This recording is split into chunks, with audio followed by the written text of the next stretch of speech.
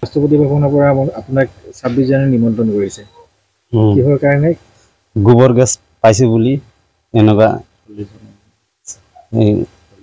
40 জনৰ নাম আহিছিলে মই এজনৰ নাম আহিছে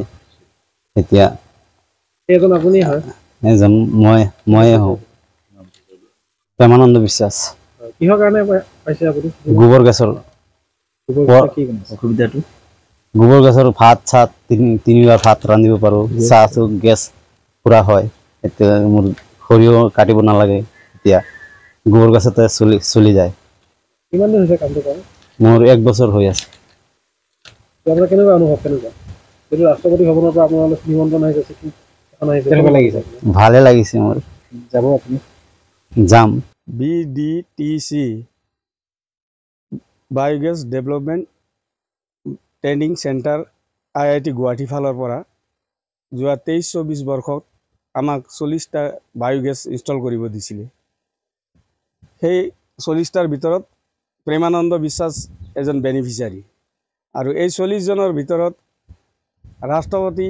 মহোদয়ৰ ফালৰ পৰা তেখেতৰ নামটো ইনভাইটেশ্যন কৰিছে আৰু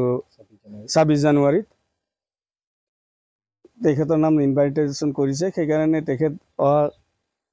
26 জানুৱাৰীত তেখেত এটেণ্ড কৰিব এইখিনি আৰু আজি মৰিগাঁও সাব ডিভিজনৰ কিলিং ভেলী পোষ্ট অফিচৰ ফালৰ পৰা তেখেতৰ মাটি পৰ্বত গাঁৱত প্ৰেমানন্দ ঘৰত আহি তেখেতসকলে ইনভাইটেশ্যন কাৰ্ড দিলে আৰু আমি তেওঁ আজি আনন্দিত হৈছে আৰু তেখেত অহা 26 জানুৱাৰীত তাত এটেণ্ড কৰিব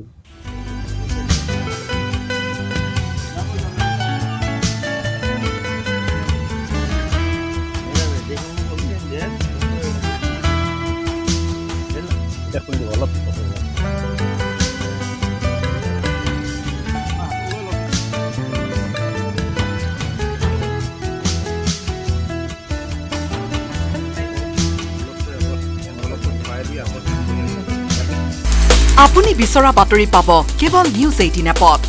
নিউজ 18 এপ ডাউনলোড কৰিবলৈ স্ক্যান কৰক এই QR কোড গুগল প্লে ষ্টৰতো পাব এই নিউজ 18 এপ